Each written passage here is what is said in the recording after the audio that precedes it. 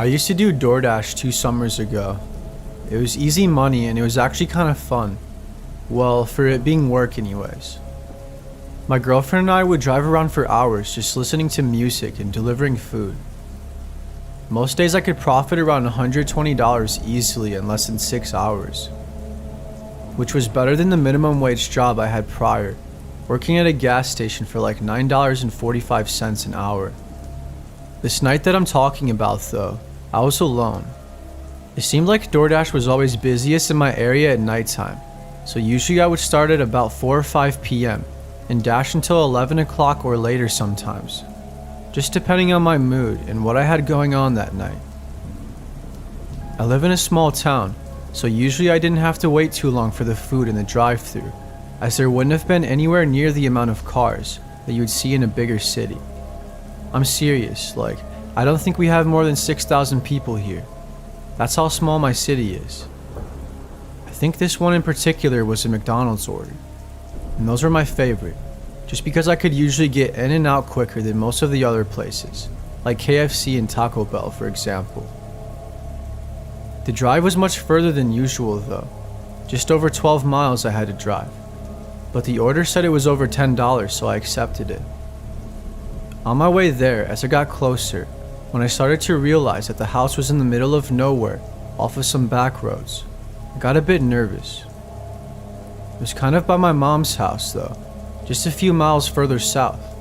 I actually knew the area quite well, but I didn't recognize the house very much. It looked like it would have been a very nice house at one point in time.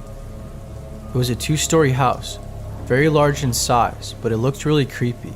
It sort of looked abandoned, and it looked like it hadn't been maintained very much at all as of recent. It was on the corner of 2 different streets, Birch and Hollow Road, I think.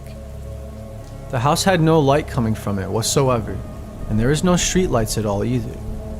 It was very dark and extremely eerie. I got a little bit nervous to be honest, so before I stepped out of my car, I got my anxiety together and took a couple deep breaths. Yes, it was that scary. The house looked like it could be haunted or something. And now I know what you're thinking, but please just try to listen. If you have never been through a paranormal experience, you might think I sound insane. But those of you that have witnessed things, like things we are not supposed to see, I know you would know what I'm talking about.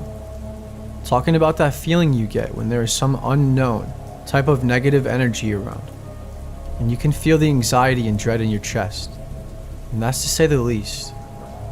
I couldn't exaggerate enough to some of you to understand, but it was definitely the most uncomfortable feeling I've ever felt in my life.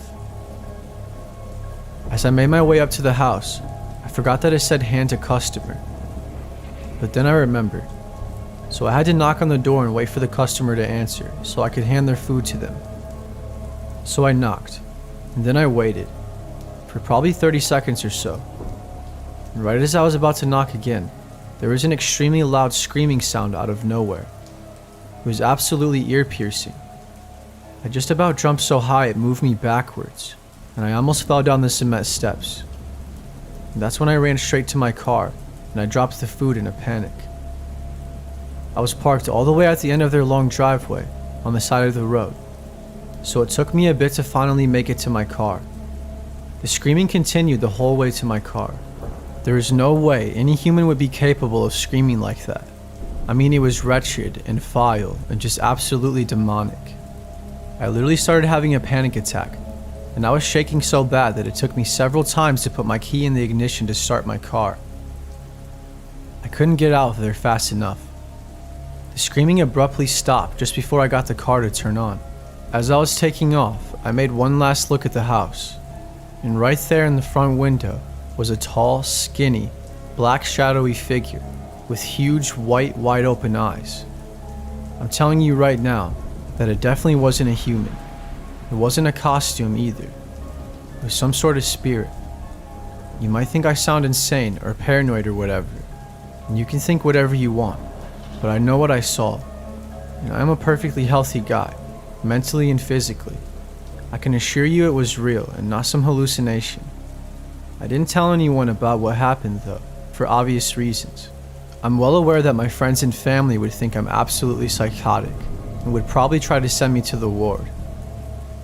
Anyways, the next day on my way home to my mom's house for dinner, I took a slight detour so I could pass by that house, because the curiosity was killing me.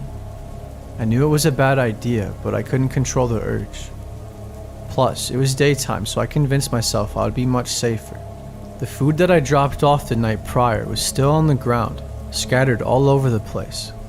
It was right where I left it, so someone or something was definitely trying to lure me there. Who the hell just wastes money on DoorDash as a prank, you know? I'm pretty sure no one. I just know in my heart that there was a lot more to that situation that I will never know about. And honestly, it might be better that it stays that way.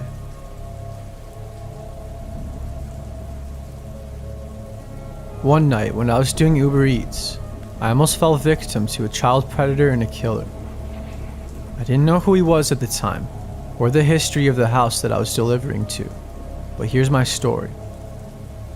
There are lots and lots of allegations about this man. Everything from sexual assault, murder, kidnapping, child abuse, and more. He was a very sadistic and evil person. I heard rumors about what he did to his wife as well. But he's rich, and a lot of people think he got away with it all for so long because of his money. I like to think that karma finally caught up to him though. Apparently they found him dead in his house a few weeks ago, and I heard about it on the news, which is what resurfaced the nightmare for me all over again. Now remember, I didn't know about all these things beforehand, otherwise I wouldn't have delivered his food or accepted his order. Nonetheless, even show up to his house at all and knock on his door. They say he had a heart attack when he was alone, and that's how he died. Some people think he was murdered. It's a crazy story with lots of theories, but we do know one thing, and that was that he was a very sick individual. They didn't find his body until weeks after he passed. I believe everything that was said about him because of what happened to me. So now that you know about him, let me tell you about what happened to me.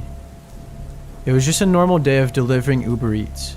I probably did about 15 deliveries that day. I do this 5 days a week, Monday through Friday. I try to always at least hit my goal of doing 10 deliveries each day or more. I was about to call it a night, but then I got an order that said it was for $12, which was quite a bit higher than the average order I would accept. So I said screw it and I did it. It was getting late though, and generally I didn't like doing deliveries at night unless someone was with me. I guess I just wanted some extra money, so that's why I did it. When I got to the house, it was insanely beautiful. I wouldn't say it was a mansion, but like kind of. To me it was. Coming from the low income family I do, I was thinking that these people must be filthy rich. I knocked on the door and anxiously waited just a moment, until a nice looking older man opened the door. Hey bud, thanks for bringing my food. I know it's tough out there dealing with all those crappy customers, so here you go. I want to give you this. And he handed me a $100 bill. What? No way. Are you serious? Thank you, sir, I said. Hey, no problem, Brandon. Now tell your mom and dad I said hello. It's been a long time since I've talked to them. How are they doing? He asked. Oh, you know my parents? That's cool. Yeah, he said. I know them from your grandparents. I used to babysit your mom when she was just a little one. I thought that was pretty cool, and I thanked him again for the tip. But I told him I better get going and that my mom would be getting worried about me soon. He said okay, and to be safe driving. Just as I started walking to my car, he said, Hey bud, I know it's cold outside. Would you want to come in real quick and have a cup of hot chocolate? I already have some made. It'd only take a few minutes. I thought that was a bit weird, but he knew my mom, and he even knew my full name. And he seemed like a really nice, wholesome man. And it was really cold. And I also did have a really long day, and hot chocolate sounded pretty nice. And in the back of my head, I was thinking that he might give me more money if I'm lucky, so I accepted his offer. He told me to have a seat at the table while he was preparing our drinks. He walked to the kitchen and was talking to me while making our hot chocolate. I don't think he knew I saw it first, but I think he realized pretty quick that I knew what he did. I asked what he put in the hot chocolate, and he said he only put sugar and milk in it. But I saw that he definitely put something else in there as well. I was almost 100% sure he was drugging me with something. Some sort of sedative, probably. I didn't say anything about it though, and I tried to stall as long as I could. It was a very tense situation, and he started asking me why I haven't drank my hot chocolate yet. I told him my stomach started hurting and that I was already feeling nauseous. And on top of that, I told him that I had hypoglycemia and that it was probably a good idea that I didn't drink it anyways.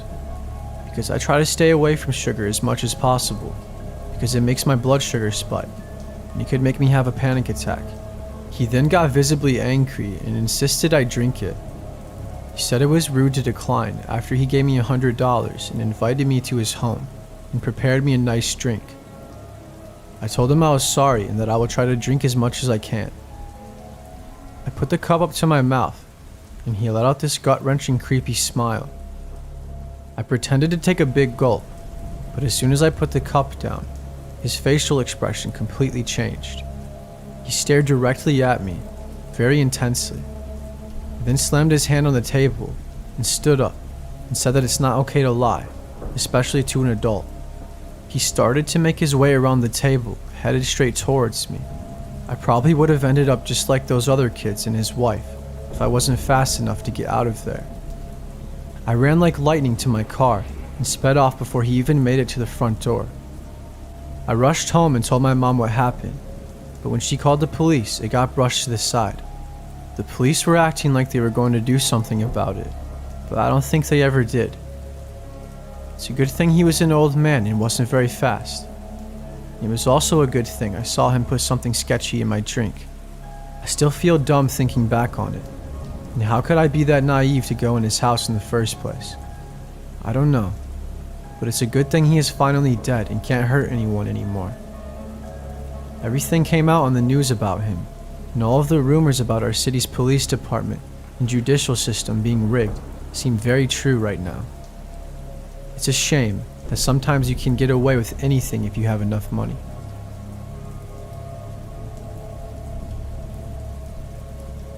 I DoorDash sometimes for extra money on the side, because I have been struggling with my bills. It's not the best money, but it's better than nothing. And I can work when I want, so that's mainly why I do it, rather than getting a second job. I live in Flint, Michigan. It's a very rough city, and that's just saying it nicely. If you have been to Flint or heard of it, you probably know what I'm talking about. It's one of the most dangerous cities in America. Per capita, I'm pretty sure it has made the top 5 most dangerous cities in the US a couple different years. I've had some close calls and some pretty sketchy encounters while DoorDashing here, but this was by far the worst one. I almost always get a bit nervous before doing a delivery. I try my best to only DoorDash during the day, as it is much safer, because most of the violent crimes here happen at night.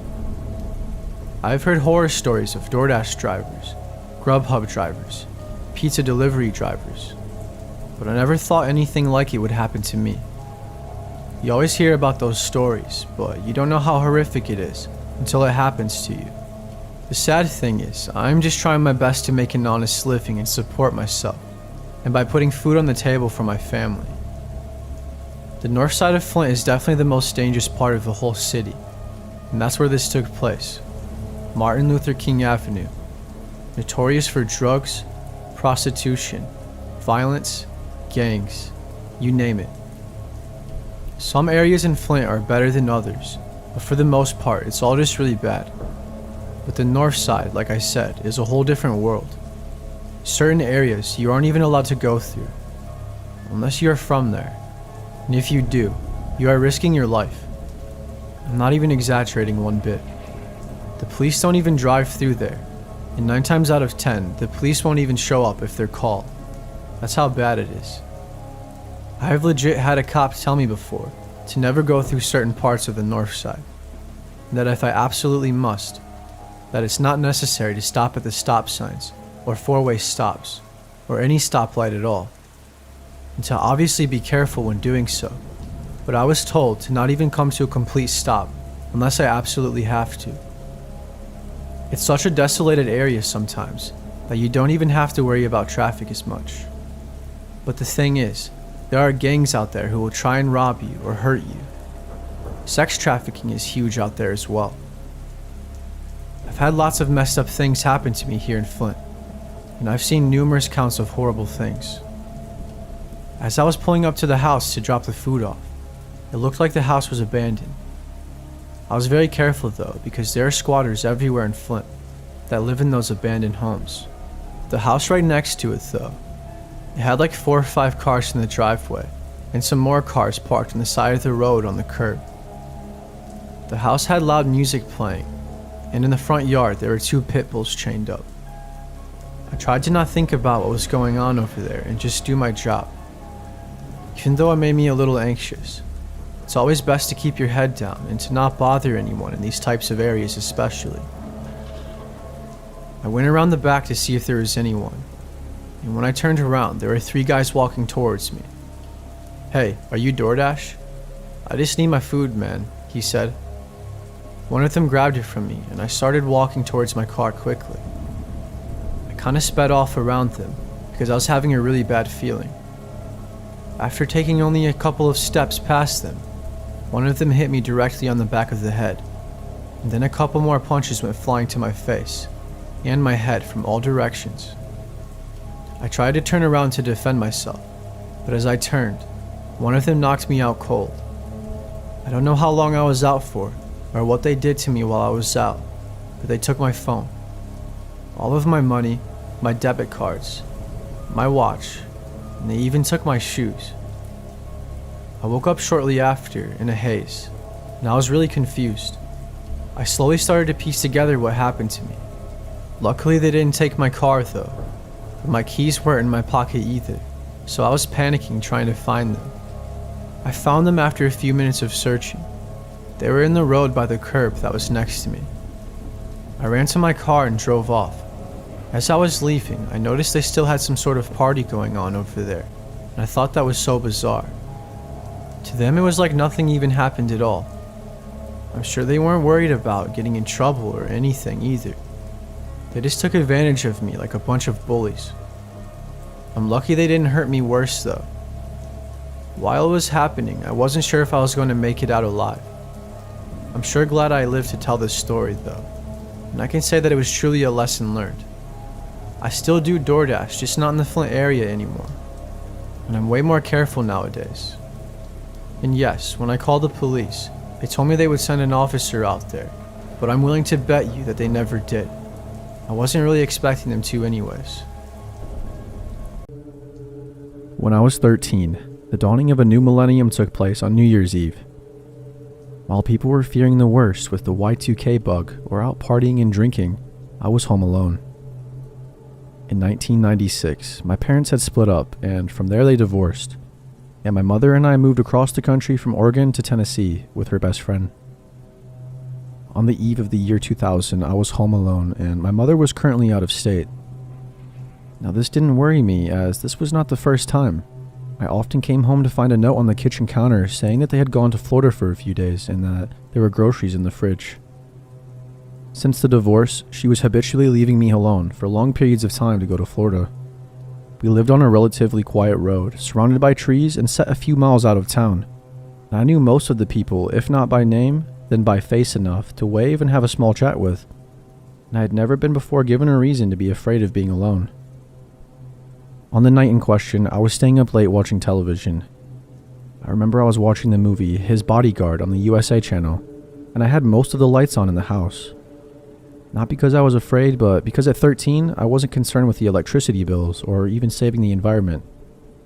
I felt completely safe and protected within my little bubble of home. As I was watching the movie, I kept hearing these weird sounds outside, but I remember thinking it was probably the neighbors. Though they weren't extremely close, a couple of them were having a party or people over for the holiday. About halfway into the movie, however, the power in the house suddenly went dead. I sat on the couch for a minute, just sort of in a panic daze, because it was near midnight and pitch black. I remember thinking the power must have gone out and that it would come back on, so I just decided to sit on the couch with my blanket and wait.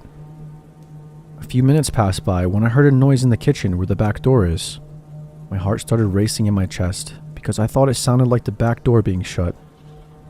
The back door sits just off of the dining room, which is connected to the kitchen, and leads directly into the living room where I was currently sitting on the couch. A few seconds passed after I heard the sound, and I was straining my ears to pick up anything that wasn't supposed to be there. Every noise suddenly felt magnified. When footsteps sounded on the floor, I immediately slithered off of the couch onto all fours, crawled around the ottoman, and started as slowly and as quietly as I could make my way toward the space between the love seat and the couch. I knew I could fit under the side table and be completely hidden by the dark in the ottoman from playing hide-and-go-seek in the dark many times with my friends during sleepovers. I was nearly there when the footsteps became more apparent. I knew from the sound of them that whoever it was making their way through the kitchen now toward the living room. They weren't hurried or anything, it was just like they were moving around in the kitchen. I glanced up from where I was crouched on the floor, and to my horror, there was a dark silhouette standing in the archway between the two rooms. To my credit, I didn't scream, however I did panic. I stood immediately to my feet from my hiding spot, and I ran down the hallway, and I believe the only reason I wasn't grabbed by now is because the person chasing me had to get around the ottoman in the dark to follow me. I did what all children would do when they're afraid, and I bypassed the front door, the guest bedroom, the bathroom, and I ran to the farthest door down the hallway, my room. In all honesty, I probably wouldn't have been able to get the front door unlocked and opened in time, as it was right off the side of the couch. When I was 10, I got a bird for my birthday. He was a blue-fronted Amazon, and I named him Boo because it was October and close to Halloween. Boo had a very large iron cage. It could have been metal, but very large and sturdy and like 6 feet tall, and it was kept in my room. Despite the fact that Boo, like me, pretty much had the run of the house whenever he wanted. This information will become relevant later in the story. As I ran into the room, I slammed the door, shut and locked it. However, the lock was simply one of those little turn knobs that you can easily pop with a butter knife. I had barely gotten the door shut and locked when the person on the other side knocked on it. I have no idea why they knocked. If they did it to mock me or to scare me, but I knew in my heart that my little lock was not going to keep whoever it was on the other side out of my room. It didn't keep my mother out when we were arguing, and it certainly wouldn't stand up to brute force. I was panicking and on the verge of tears when the person started laughing. It was low, quiet, and because of that, it was even more frightening. It wasn't like manic laughter, but as if they were genuinely amused. It was the laughter that really frightened me, and I started heavily and hysterically crying and looking around my room to figure out what I could do. That was when I realized Boo's cage would fit almost perfectly between the door and the wall of my closet. The cage moved quietly on my carpeted floor, but as I pushed it into place, it scraped against the door and alerted whoever it was on the other side that I was trying to barricade myself in. Because suddenly, they threw themselves at my door, and you could hear the sound of the wood splintering and the door handle being twisted violently. My bird, who had been stirred by the movement awake, began literally screaming and flapping his wings. I might have screamed with him, but honestly, I don't remember screaming, I just remember being extremely terrified. Scared out of my mind, I crawled under my bed, and I waited. Several minutes passed, and the person eventually stopped attacking my door. Boo continued screaming even after he had stopped. Though being under my bed gave me no feelings of being secure, I didn't come out from under it because I simply had nowhere else to go. I thought about trying to go out the window, but I was afraid he might expect it, and therefore be waiting for me on the other side, and it was also several feet off the ground, as the house was built on a raised foundation. I remember laying under my bed, terrified, what felt like hours. At some point, I must have fallen asleep because I awoke the next morning to daylight.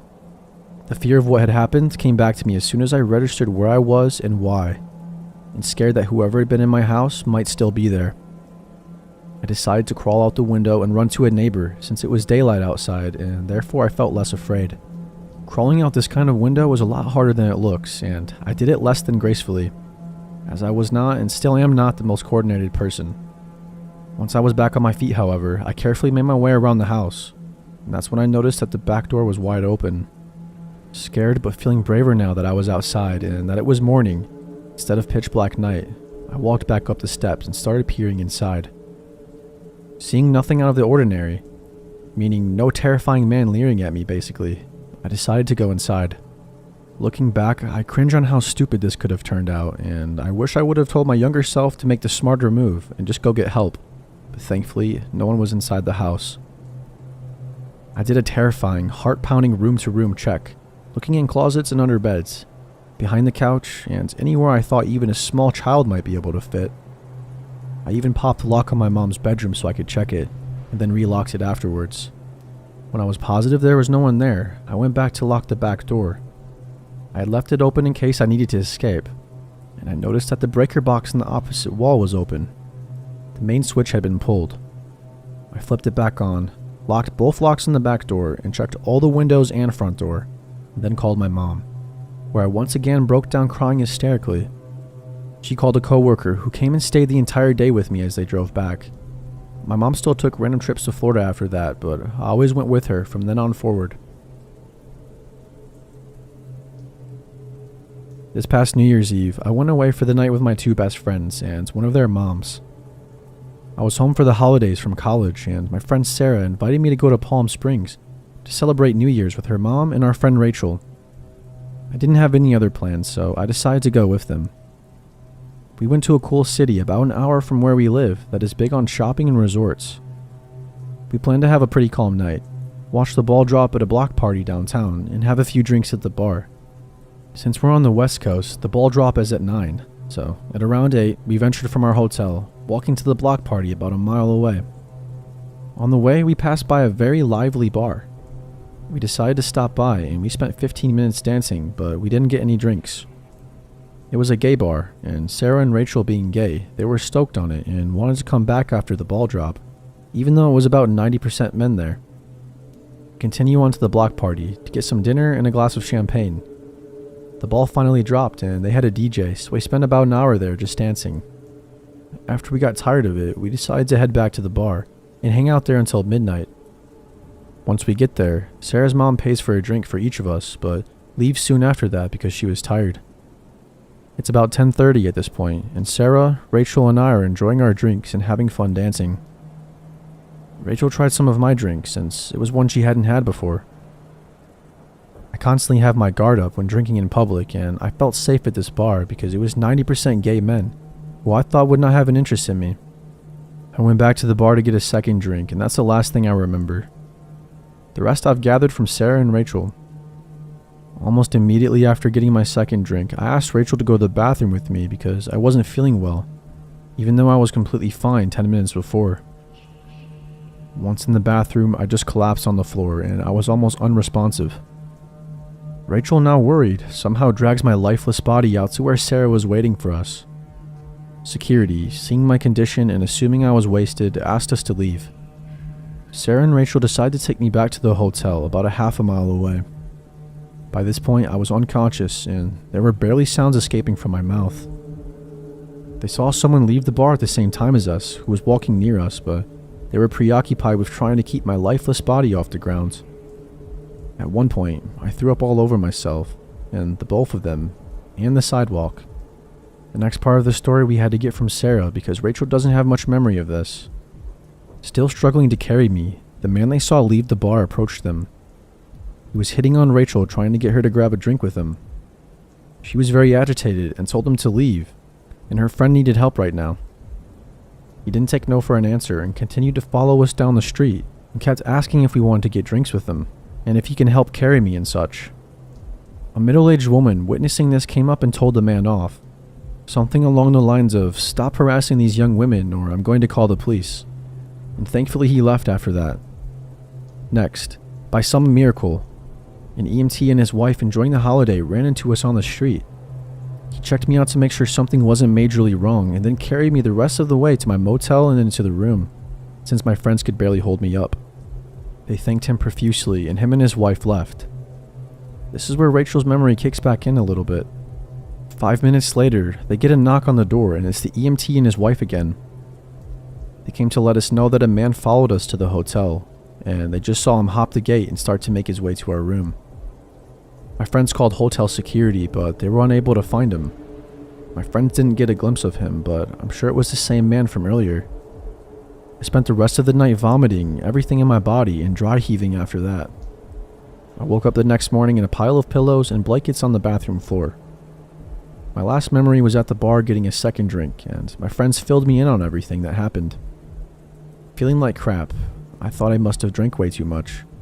But I've never blacked out before in my life, and the amount of drinks I had, only 2 in 2 hours, since I didn't get to my second at the bar, didn't add up to me being completely unconscious. We all decided that my first drink had to have been drugged, since Rachel had some of it and had no memory of our walk home, even though she was fully functional. I'm sure that the man that was talking to Rachel and then followed us back was the one that slipped something in my drink. To this day, I don't really know how I could have been slipped something, because I got my drink from the bar and I never set it down. My best guess was that it was already in the cup. Thankfully, I had a good friend and kind strangers protecting me that night. It keeps me up at night thinking what could have happened under different circumstances.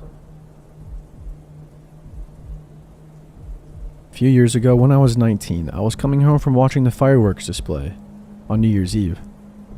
It was 3 a.m. when I reached my safe, family-friendly, nothing ever happens neighborhood. I'm from Sydney, Australia, and live in a posher and wealthier area. My friends wanted to call a taxi because we didn't want to wake our poor parents at this hour to drive us back home. But because of my stubbornness and insistence, we ended up taking the very long walk home. My friend Aiden was complaining most of the time. Guess I can't blame him. Rohan was just silent and compliant, and I was cheerful. When we reached almost my street, we split ways. The guys continued on their very long way walk home, which was way longer than mine, and I continued on mine. When I passed a little cake shop, I noticed a guy across the street. I only looked at him briefly, but something in the way he quickly looked up at me, almost in an interest, caught my attention.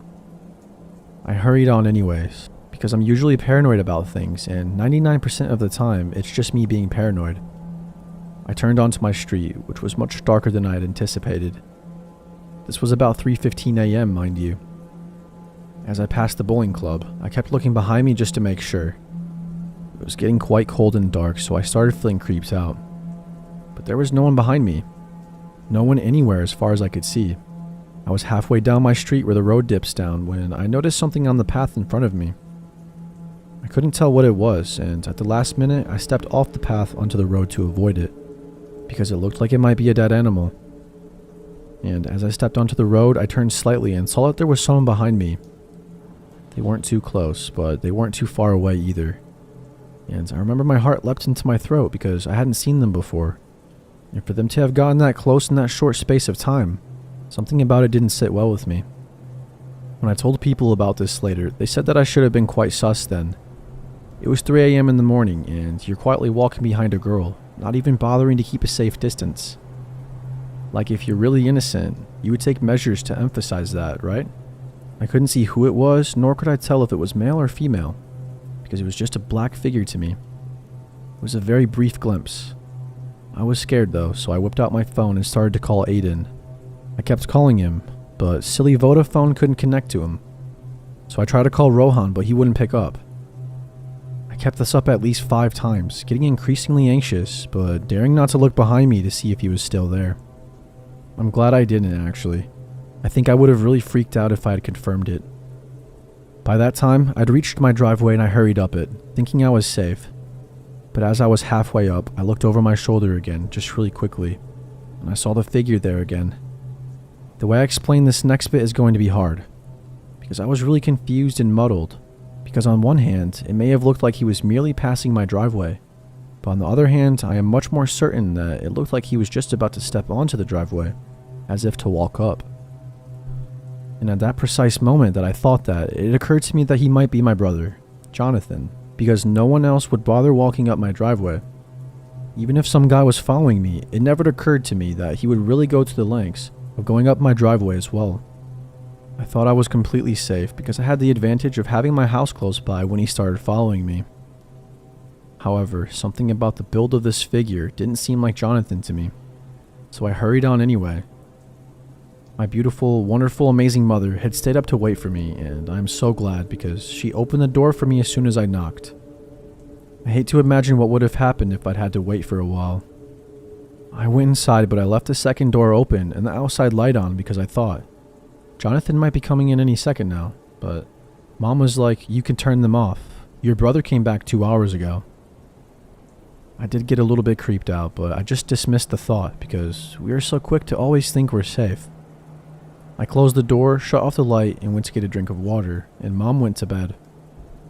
I went to my room to grab my clothes, and then went to the bathroom to take a shower, and I switched off the living room lights. This is sort of funny now that I think about it. Before I took a shower, I replied back to a message from Aiden, who was asking if I was home safe yet. I demanded to know why he hadn't picked up his phone, and then I told him I was creeped out for a few minutes, but I was okay now. Then as I showered, I actually thought about that figure. I wasn't too convinced that it was following me, but my mind did teeter into wondering this or that. In any case, I remember thinking that it was okay because I was safe now. The near end of my shower, I heard something at the window. It didn't sound like the usual creaking or bumping of an old house. The way I described it to other people was like the sound of someone resting their hands against the window to steady themselves. It sounded really unnatural. I know because it caught my attention straight away, and I immediately jumped to the possibility that there might be someone outside. And I know that only a really strange sound would make me do what I did next, which was to turn off the water and crouch under the window, hiding and waiting.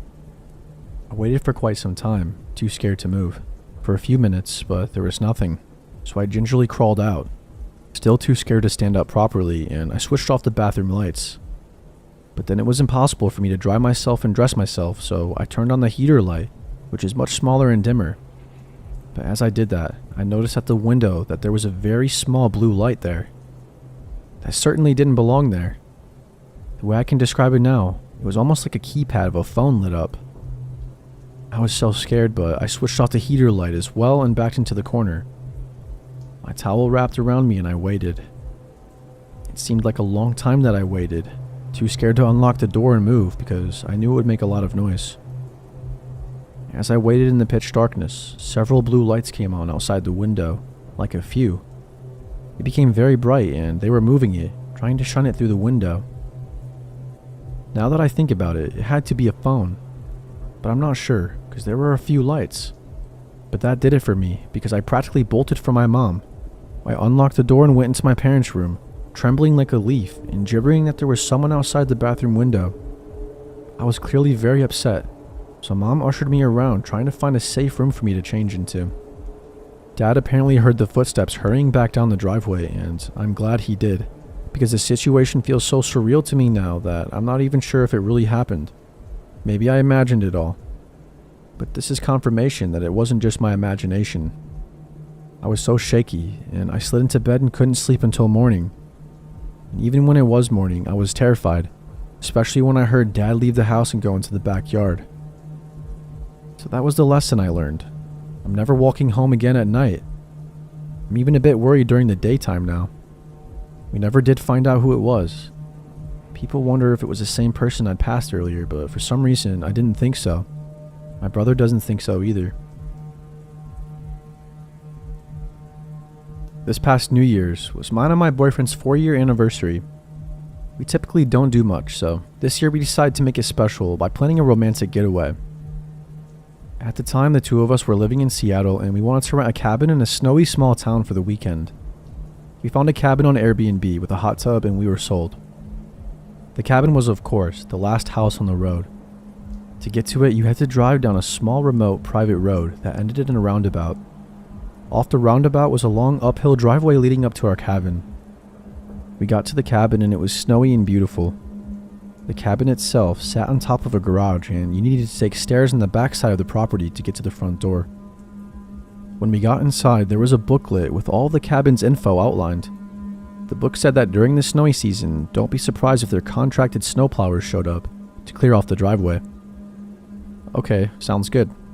So we unpacked and realized that there was no service on either of our phones, but the booklet told us that there was a landline in the cabin if we needed anything.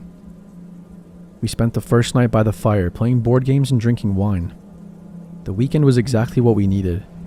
We planned to spend the next day in town, and that night I had booked us a reservation for a nice dinner. We were gone almost all day, only returning briefly to get dressed up to enjoy some good food. Dinner was great, and we were excited to head back to the cabin for some champagne hot tubbing. While at dinner, the temperature had dropped and it snowed for the first time that day, coating everything in a fresh layer of powder. We drove down the private road and got to the driveway. At that point, my boyfriend stopped the car, headlights shining in front, and asked if I noticed the new tire tracks. I looked at the driveway, hoping to quickly disregard the new tire tracks, but there they were. Immediately, we remembered that the snowplowers could have stopped by, but the issue was we saw the tire tracks because of the snow, and who plows in the dark? We also knew that once we were at the cabin, we had no service on our cell phones, so we figured we would head back into town and message our Airbnb hosts and ask them if them or any of their friends had stopped by. We waited for a while in town for a reply from our host, but we didn't hear back. We could have called, but at that point it was past 10 and we didn't want to be bad guests. We figured we blew the whole thing out of proportion and might as well head back to the cabin. After all, I am big into true crime and spooky subreddits and horror movies, so I was probably just psyching myself out. My boyfriend drove us back, and this time we actually drove up the driveway. Towards the top of the hill part of the driveway though, I noticed something. My stomach dropped as I noticed footprints on the property. We backed down the driveway and took a closer look to see if there were any more footprints. From what it looked like, someone had drove up the driveway, then reversed down, parked, and then got out of the car and walked all around the property. The property was quite large with tons of trees and brush, and we knew that these footprints could go anywhere. The moment we saw footprints, we decided to call the police.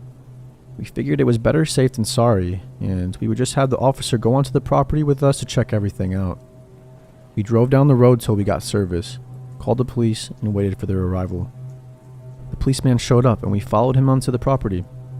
The officer scanned the property and determined there was no one out there. Obviously, we were a little bit shaken up and very embarrassed. We thanked the officer as he left. Needless to say, neither of us wanted to sit in the hot tub in the dark woods after what happened.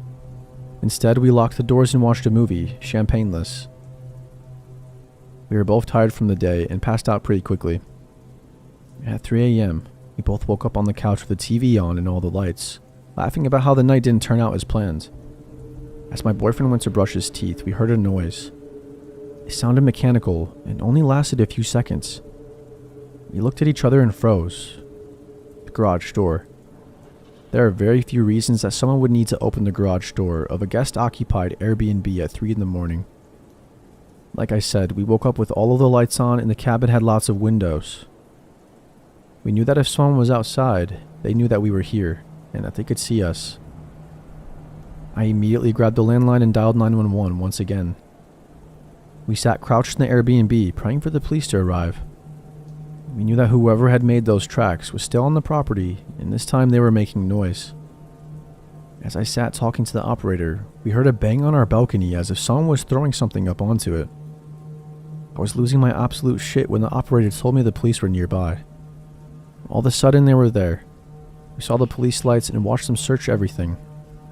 And then soon we heard banging on the door. It was the police, and we were okay now. At the door were 2 policemen, one in front of us and one a little behind, kind of kicking around the snow and looking at the ground. I immediately noticed the police officer in the back as the officer that did the initial check on the property. The officer told us that not only was the garage door shut, but it was locked.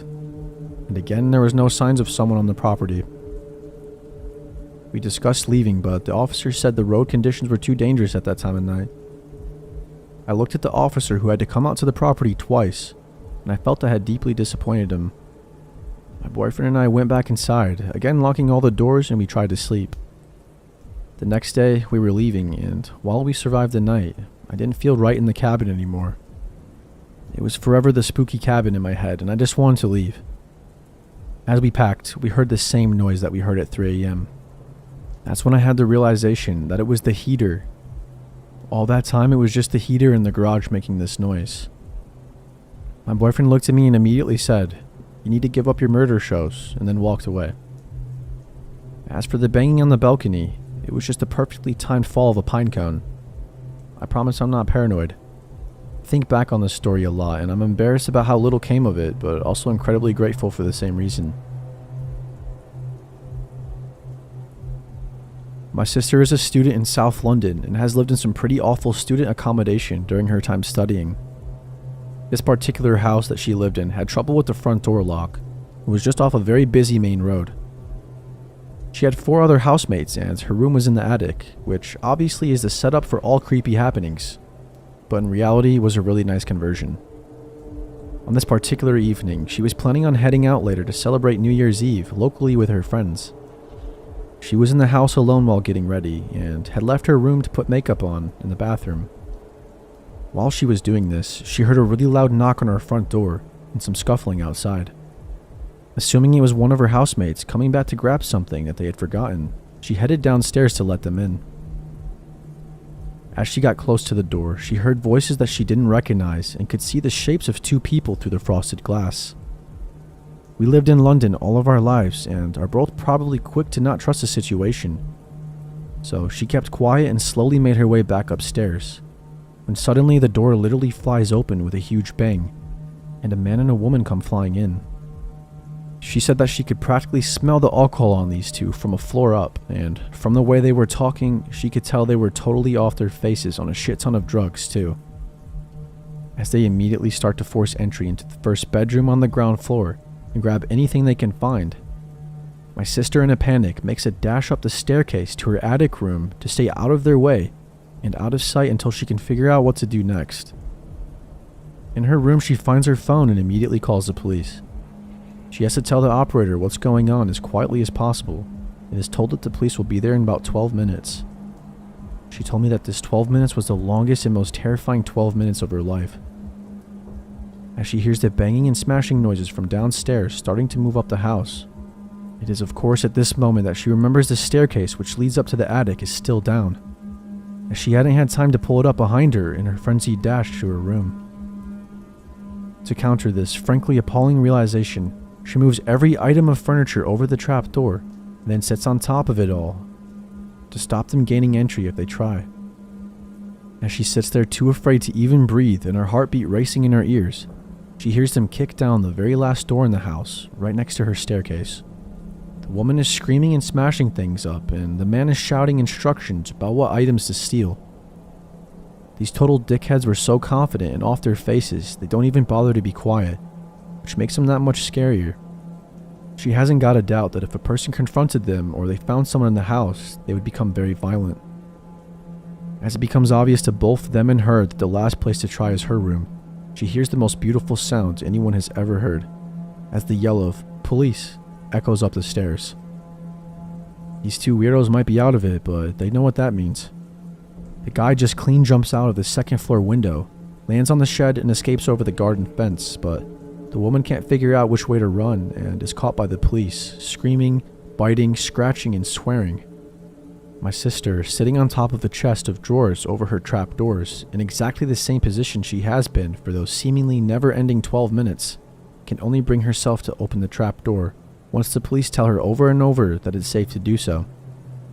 The devastation of the house is shocking and makes her so grateful that she had a place to hide, but also compounds how terrifying it is to have to sit helpless and trapped in the attic.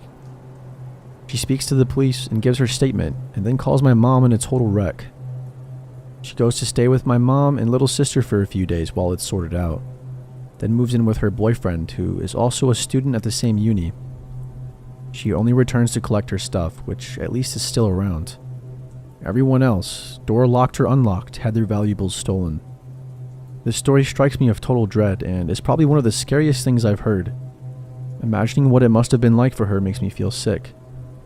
The man never got caught, and the landlord, who never fixed their front door lock before the break-in, after being repeatedly asked, tried to make my sister keep paying her rent after she moved out, as per the contract agreement. Well, screw that. She gave him an elaborate array of places he could shove his contract, and I'm pleased to report he must have chosen one of them because that was the end of that.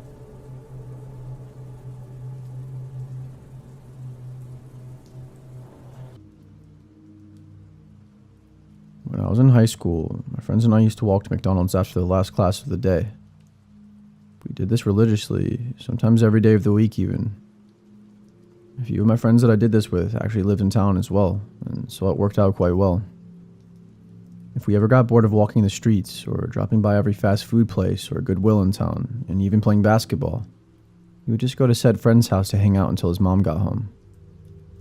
Sometimes she was cool with us all hanging out there, but more often than not, Preston's mom would make us leave when she got home.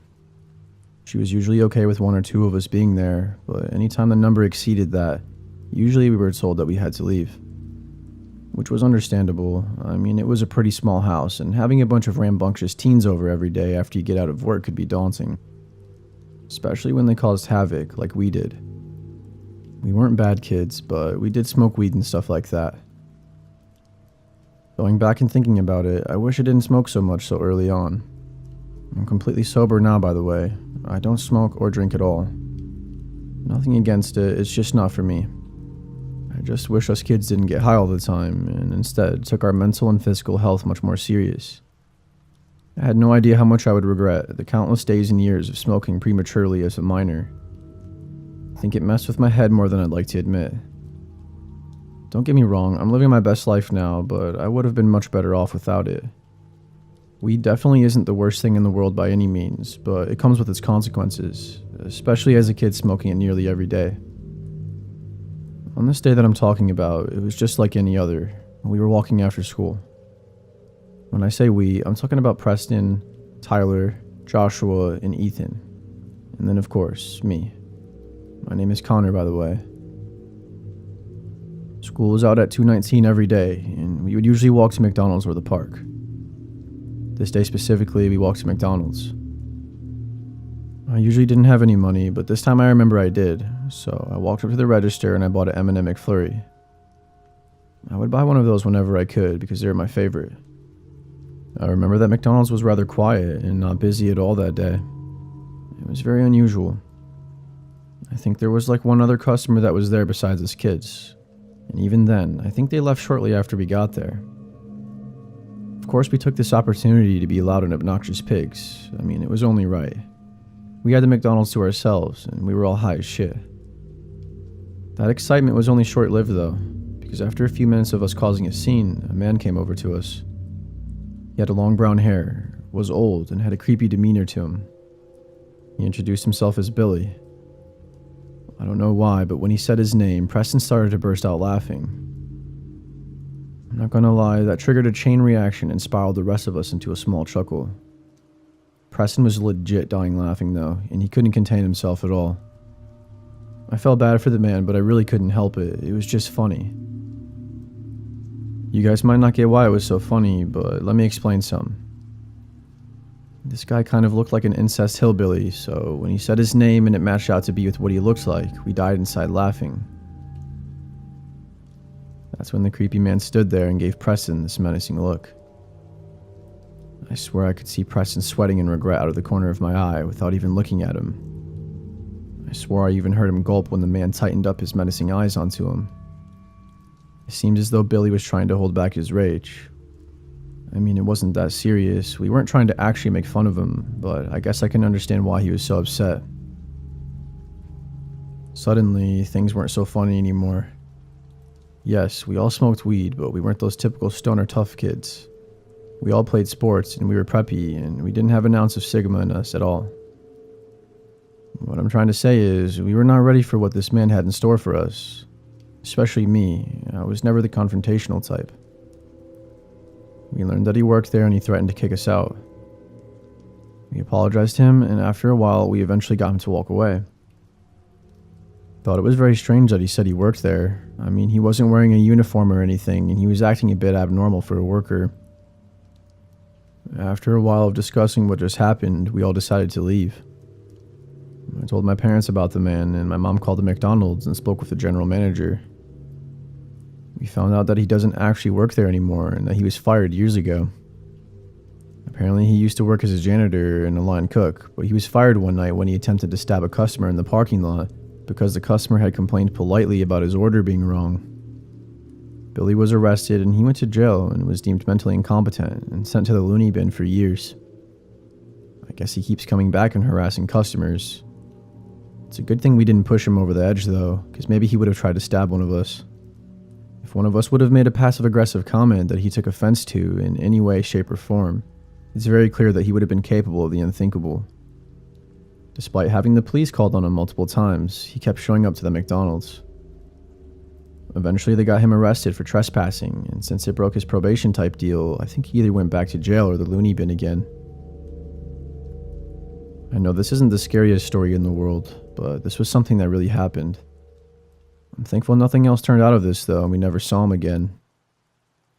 We stopped going to that McDonald's as much, and we would usually go to Taco Bell or Subway since. I don't know what kind of mental illness he has, but apparently he was a prime example of someone who was given a second chance and didn't necessarily deserve it. With me being an empath, I kind of feel bad for him, but at the same time, at some point, something has to happen. We have to keep this man off the streets for good and keep people safe. I don't know who hired him or who decided to give him a second chance, or even the person that got the final say in making him a free man. But I'm not so sure it was the right thing.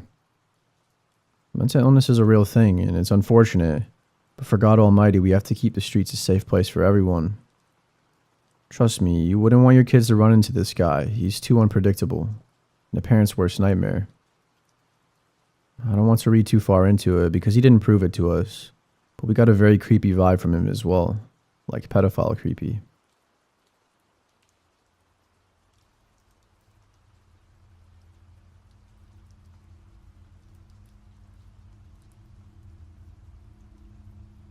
I used to work the drive-thru window at a McDonald's near my house. I hated the job, and even though it was relatively easy and simple, I could not get over the fact of how little pay I was receiving for all the duties I had. When I first started, I made $9 an hour, and after 2 years, they made me a manager, and it bumped me up to $13 an hour, which is a pretty dang good raise. But the amount of responsibility that was added on for that raise to be justifiable simply wasn't worth it for me, and that was partially the reason I ended up quitting. But this incident I'm about to tell you was the real deal breaker for me and why I said adios to that place. I want to say real quick that a job is a job, and I respect anyone for working with what they have and stepping up and doing what they have to do to survive. I'm certainly not going to judge anyone for working at McDonald's, but it simply wasn't worth my time and energy anymore, especially considering I was able to get a much better job that I'm actually excited to go to every morning when I wake up. Our McDonald's was a 24/7 location at the time, and this was all before COVID. There was this one guy that came through the drive-thru practically every night around the same time, and he would hit on me every single time. He would call me pretty, ask for my number, the traditional man move. No matter how many times I told him I wasn't interested, he persisted. I gotta give it to him though. As uncomfortable as he made me, his persistence was insane. It was unmatched with anything that I'd ever seen in my life. I mean it. Every single day for months he did this. Eventually one day though, I was having a particularly bad work week and having a really horrible night on top of it. So I kinda snapped on him when he asked me out for the millionth time. "You fucking creep, get the hell out of here and don't come back or I'll have you trespass and you'll be arrested for harassment." I gave him his food and gave him a conniving smile. I thought he would get the memo after that. But I should have known better with how persistent he was, that he was a walking red flag and most likely insane. I kind of had an instant regret moment because I don't like to act like that, and normally I wouldn't. I know it's not ladylike to yell, so I was embarrassed. I try to be competent and not emotional when unnecessary, but something got a hold of me that night and I couldn't keep it in any longer. The guy drove off and I thought that was going to be the end of it. Unfortunately, that was nowhere near the end. Because within a matter of a few minutes, he was right in front of my face. I mean, literally, he walked inside and he even came to the kitchen area I was standing. Keep in mind, this was at 11 o'clock at night and there were only 2 other workers there. One of which was this nerdy guy who would not be able to protect me at all. He was tiny, skinny, and had not a single mean bone in his body. He was a very skittish young man. And lastly, the other person that was there was this younger girl. I forget her name, but it's irrelevant. She was only 16 and she wasn't supposed to be there in the first place. The general manager would make her stay late to help her because we were really short-staffed. She obviously wasn't much help to me either. Hell, they were probably both just as scared as I was, if not even more. The restaurant part of the McDonald's I worked at closed at 8 p.m., so whoever left last didn't lock the door like they were supposed to at 8 p.m. Which was Dylan, I'm pretty sure. He was another manager, and that was a part of his job to do. He must have forgotten to lock it. I was in deep shit now regardless, and my heart sank below my chest. He threatened me and he said he had a gun. He didn't pull it out yet, but he said if any of us attempted to call the police, he would use it on us. I tried my best to defuse the situation to get him to calm down, but it took like 15 minutes of this to eventually get him to leave. Thankfully, nobody got hurt. He eventually walked himself out after a long 15 minutes of convincing him that I won't call the police when he leaves, and he finally ran off. I locked the door immediately, but not before screaming at him and calling him a pussy for acting the way he did.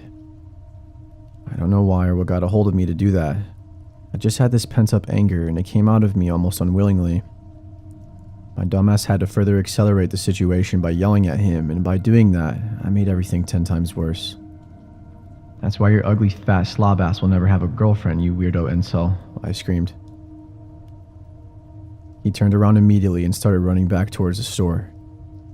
I of course locked the door and ran to the back. So this McDonald's was connected to a gas station, and in the back they had a door that opened up to either McDonald's or the Marathon gas station. Typically, the door was unlocked because the owner of the McDonald's also owned the gas station. And since our store didn't have a bathroom, all the employees had to use the bathroom in the gas station when we had to go. We all ran back there in an attempt to hide and to call the police. Evidently, they had a new hire working late shift that night right next door, and it just so happened that he was a bigger, masculine-looking man, so to our luck, he took control from there. He helped us hide in the back, and he sent the store into lockdown. We escaped through a secret hidden door in the corner of the store, and I was able to run off and get in my car and speed off. Despite everyone telling me not to, I just felt like I had to run. Luckily, my car was in the back corner of the lot, which was the complete opposite side of which this guy was on. Everyone else stayed, and eventually the intruder also ran off. The guy's name is Gregory something. I don't remember his last name, but he had a warrant out for his arrest and was eventually caught a few months later. I never once returned to that McDonald's.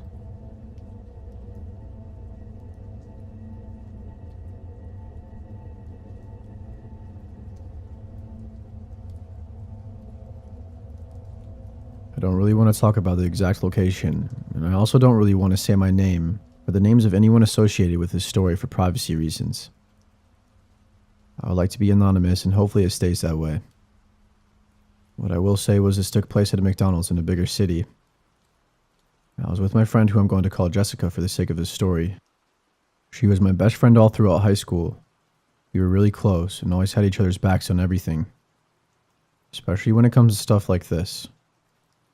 We were having a girls' night out at this little dive bar in town. It was on a Monday night, and I remember there weren't many people there. We had both just taken time off of work, and we were planning on hanging out all week for a little getaway, if you will. I would say around 7:30 we left the bar, as we had already been there a few hours and probably had a few too many to drink. I realized when I stood up that it was probably not the best idea for me to drive, so Jessica offered to take me home. We came to the conclusion that we were hungry though, so we agreed to get McDonald's. It was quick and easy, so that's what we did. We actually ended up walking there rather than driving because it was just down the street and it was going to be fun to walk anyway. It wouldn't have been smart to drive such a short distance, when in reality it was already iffy as to if we should have been driving in the first place. I'm huge on not drinking and driving. Everyone swears it the same way. But I've lost 2 close family members from drunk drivers, so I've always swore to myself after that I would never partake in it no matter what. I wasn't really sure if Jessica was good to drive, but I trusted her because she knew how I felt about it. Anyways, we got to the McDonald's and we were worried the lobby was going to be closed, but we still took the risk of walking, and thankfully it wasn't. But when we got there, it was rather dark. The sun was finally setting, and what little light we had left was fading away by the second. There was a man sitting outside. He looked to be homeless or stressed out, or maybe both. He was sitting in the front outside by the glass window, not even in a seat. He was sort of just laying there on the ground. But he perked right up when he heard us, and he walked up to us, and he asked if he could ask us a question. He asked for $20, and I told him I didn't have the money, and that I needed it for McDonald's. We walked in, and we got our food, and I ate like half of it. I only ate what my stomach could handle. Instead of throwing out my fries that I barely touched, I handed them off to the man that was outside. He seemed grateful, but he tried once more. "Hey, what about $15? Please, I'm really starving. I would truly appreciate it more than you know," he said. Jessica ended up buying the food for me, so I still had a $10 bill that I figured was better off with him. So I gave it to him with a smile and I started walking away. "Are you kidding me, bitch?" he said. I turned around in disbelief at what I just heard. He was pissed off because I only gave him $10 when he asked for 15. I explained to him that it was all I had and how he should be grateful. I actually then demanded that he give me my money back, which probably wasn't such a great idea and not really worth the hassle, but I was just so pissed off in the moment. "You want your stupid money, you dumb hoe? Come get it then." He then put the money in his pants and told me to come get it. I practically gagged and we started walking away. He then started following us and he started screaming at us. It was almost unintelligible, but I could make out some of what he was saying. He was basically calling me names over and over and saying things I don't really care to repeat, like threatening to sexually assault me and a bunch of other crazy shit. It got to the point where we had to start running and I called the police and started crying. He was kind of old and frail, and also probably malnourished and dehydrated, so it wasn't too hard to get away from him. Some people are just so freaking weird and crazy, I can't even begin to fathom or understand it. The police said they couldn't find him that night, and we didn't want to keep waiting around, so we ended up letting it go. They weren't going to put out a warrant out for something like that, so all they could really do was keep an eye on things. Their words, not mine. I just remember feeling so violated when he was talking to us like that. I genuinely believed I was going to have to fight for my life, but luckily it didn't come to that, and I know Jessica and I could have probably beat him up together, 2 against 1, but you never know what someone's capable of. I mean, for the love of goodness, we didn't even do anything to set this man off and he was that mad. He was so unpredictable that I thought maybe he was going to pull out a weapon and try to use it on us. I mean, you really never know anymore in this crazy world of ours.